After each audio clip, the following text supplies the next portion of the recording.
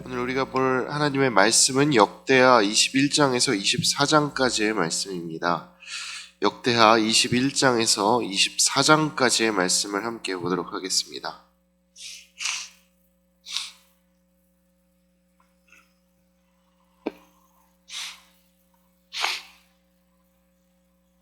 21장에서는 유다의 왕 여호람의 이야기가 나오는 것을 볼 수가 있습니다.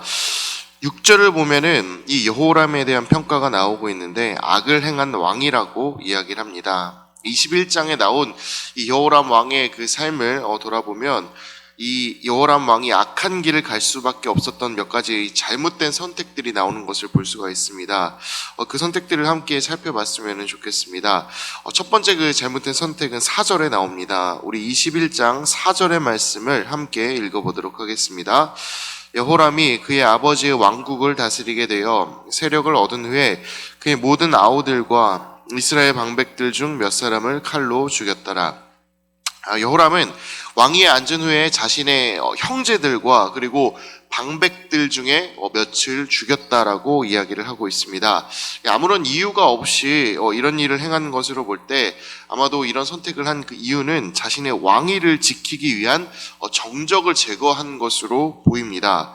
물론 대외적으로 봤을 때는 이런 행동이 왕위를 지키는데 도움이 될 수 있을 것이라고 보입니다. 왕위를 위협할 수 있는 그런 권력을 가진 사람들, 그리고 그럴 만한 이제 혈통을 가진 사람들을 제거한 것이기 때문이죠. 그러나 여호람은 한 가지 사실을 간과하고 있습니다. 그것은 이 행동이 인간적으로 봤을 때는 왕위를 공고히 하는 것이라고 할지라도 하나님 보시기에는 악한 행동이라는 것입니다. 하나님은 절대로 무고한 피 흘림을 좋아하시는 분이 아니십니다. 그 왕권을 강화하기 위한 수단이라도 그 죄 없는 사람들의 피를 흘리는 것을 절대로 좋아하시는 분이 아니십니다. 그런 하나님이 지켜보시는 것을 알고 있음에도 불구하고 여호람은 죄 없는 이들을 죽이는 잘못된 선택을 행한 것이고, 그리고 하나님의 길을 떠난 것입니다.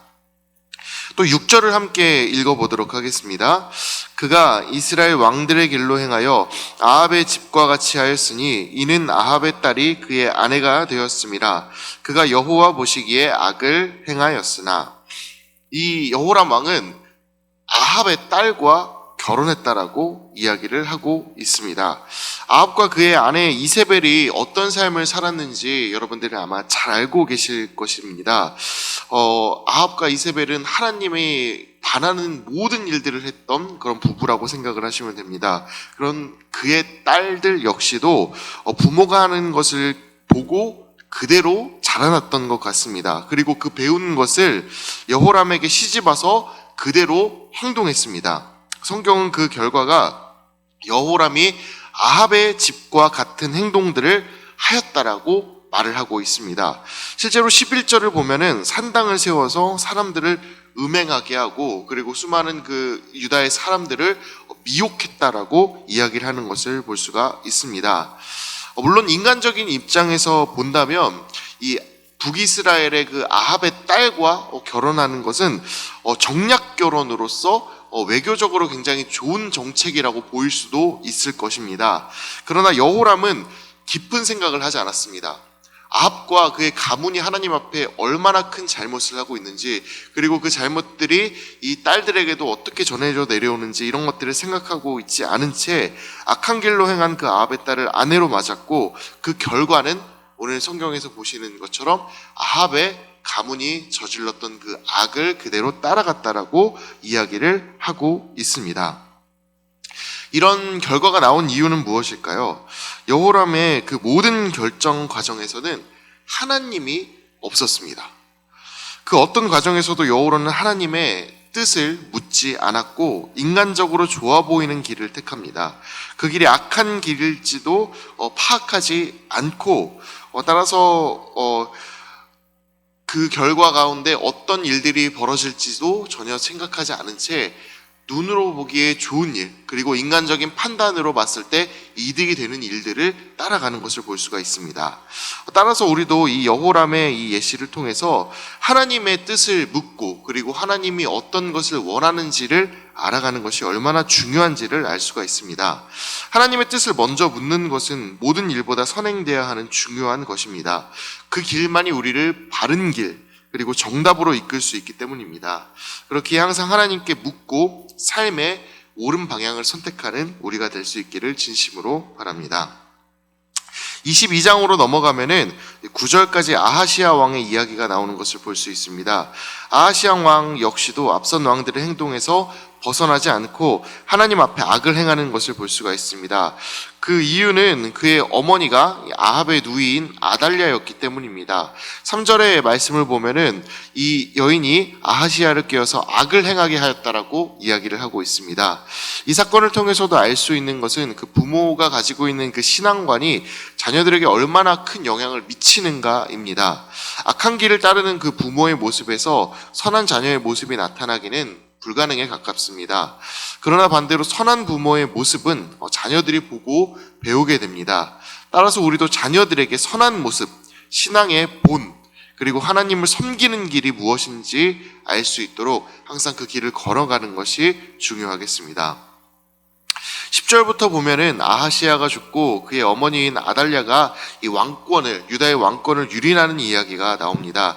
우리 10절의 말씀을 함께 읽어보도록 하겠습니다.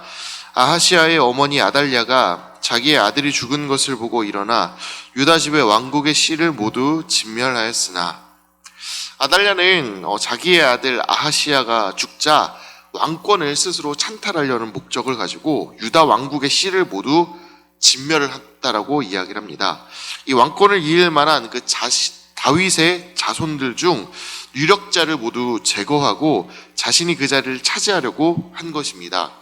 여호람이 왕이 되면서 했던 행위와 비슷한 행위, 그러니까 그의 형제를 죽인 것 같은 그 악한 행위를 그의 아내 역시도 행하고 있는 것입니다. 부부가 모두 이 악한 일에 앞서는 그런 이제 악한 부부라고 볼 수가 있는 것입니다.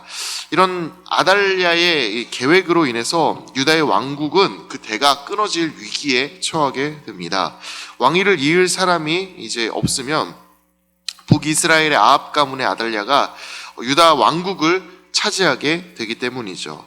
하지만 이런 절체절명의 그 위기 속에서 하나님께서는 아달랴의 악행이 이루어지도록, 그리고 그 계획이 완성되도록 두지 않으십니다. 그리고 유다의 이 후손을 예비하십니다. 아하시아의 아들 요하스를 성전에 숨겨서 제사장 여호야다의 손에서 자라게 하신 것이죠. 그리고 23장에서 유다 왕국을 삼키려 한 아달랴를 그 자리에서 끌어내리고 요하스를 왕위에 앉게 합니다. 이 엄청난 위기의 순간에 하나님께서는 피할 그 길 하나를 열어두시고 그리고 예비했던 것이죠.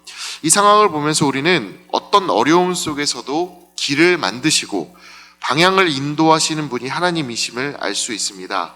하나님을 의지할 때 우리에게는 길이 열립니다. 하나님을 바라볼 때 닫혔던 문이 열리게 됩니다. 따라서 언제나 하나님을 의지하는 것, 그 길이 우리에게 최선임을 기억하시고 하나님을 의지하며 나아갈 수 있기를 진심으로 바랍니다. 24장으로 넘어가면은 요아스의 행적이 나오는 것을 볼 수 있습니다. 이 요아스의 행적을 살펴보면은 중요한 분기점이 하나 있는 것을 볼 수가 있습니다. 그를 성전에서 숨겨서 키웠던 제사장 여호야다의 죽음입니다.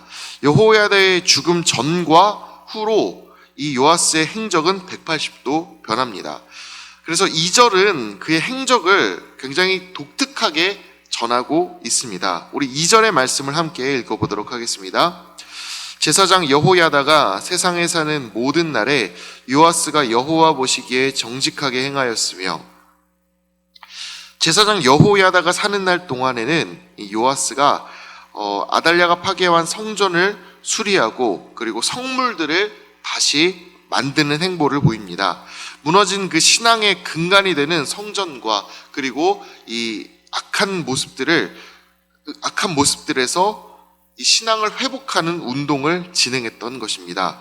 그러나 여호야다의 죽음 이후에 요아스는 이와 같은 신앙의 회복을 포기하고 다시 악한 길로 나아갑니다. 우리 17절과 18절의 말씀을 함께 읽어보도록 하겠습니다. 여호야다가 죽은 후에 유다 방백들이 와서 왕에게 절하매 왕이 그들의 말을 듣고 그의 조상들의 하나님 여호와의 전을 버리고 아세라 목상과 우상을 섬겼으므로 그 죄로 말미암아 진노가 유다와 예루살렘에 임하니라. 완전히 그 하나님을 향한 그 회복에서 돌이켜서 다시 한번 아세라의 목상과 우상들을 섬겼다라고 이야기를 합니다. 하나님을 버리고 우상에게로 돌아갔던 것이죠. 심지어 이 제사장 여호야다의 아들이었던 스가랴가 이런 행동들이 잘못된 것이다, 하나님께로 다시 돌아가야 한다 라면서 규탄하는 그 하나님의 말씀을 전하자 그 아들인 스가랴를 돌로 쳐 죽이기까지 합니다. 20절에서 21절의 말씀을 함께 읽어보도록 하겠습니다. 이에 하나님의 영이 제사장 여호야다의 아들 스가랴를 감동시키매 그가 백성 앞에 높이 서서 그들에게 이르되 하나님이 이같이 말씀하시기를 너희가 어찌하여 여호와의 명령을 거역하여 스스로 형통하지 못하게 하느냐 하셨나니 너희가 여호와를 버렸으므로 여호와께서도 너희를 버리셨느니라. 한 무리가 함께 꾀하고 왕의 명령을 따라 그를 여호와의 전뜰 안에서 돌로 쳐 죽였더라. 듣지 않습니다. 하나님의 말씀이 선포되어지는데 회개하라는 그 기회가 주어지는데 요아스는 하나님의 말씀을 무시하고 그 말씀을 전하는 선지자를 돌로 칩니다. 여기서 가장 큰 문제가 드러납니다. 요아스의 태도가 완전히 달라진 것입니다. 요아스의 변심 이유가 여호야다의 죽음이라면 굉장히 큰 문제가 있습니다. 비슷한 경우로 8살의 왕이 됐던 요시야는 제사장 힐기야의 존재와 상관없이 한결같이 여호와를 섬기는 모습을 보여주고 있기 때문입니다. 요아스가 시종일관 하나님만을 의지하며 그분의 말씀을 지켰다면 여호야다의 죽음은 이 요아스 왕에게 있어서 아무런 영향을 미치지 않고 자신의 신앙을 그대로 지켜나갔을 것입니다. 다시 말해서 요아스에겐 요시야가 가지고 있었던 것과 같은 한결같은 신앙, 한결같이 하나님만을 바라보는 그 시선이 없었던 것입니다. 그래서 요아스는 여호야다가 죽은 이후에 다른 사람들의 말을 따르고 그리고 자신이 마음속에 가지고 있었던 그 악한 길을 따랐던 것입니다. 그렇게 이전까지의 개혁들을 다시 돌이켜 악한 길로 갔던 것입니다. 그렇게 변해버린 그의 태도에 여호야다의 아들 스가랴가 외쳤던 그 모든 그 사실들, 그리고 하나님의 말씀은 불필요한 것이 되었고 거슬리는 것이 되었기에 죽음으로 덮어버리는, 악으로 선을 덮어버리는 이런 행동을 했던 것입니다. 즉 이 요아스의 왕에게 있어서 가장 큰 문제는 변하는 태도, 한결같지 않은 신앙이 문제였던 것입니다. 그렇게 우리는 이 요아스 왕을 보면서 신앙이 변하는 것이 얼마나 문제인지를 배워야 하겠습니다. 신앙은 내 입맛에 맞춰 언제든 변화할 수 있는 것이 아닙니다. 하나님 앞에서 우리의 태도는 한결같아야 합니다. 하나님의 속성 중 하나가 변하지 않는 것처럼 언제나 하나님께서는 우리에게 같은 하나님으로 계십니다. 그 하나님이 원하시는 길을 따라 한결같이 이 세상을 살아가는 것, 그것이 바로 우리가 나아가야 할 이 세상에서의 길이 되겠습니다.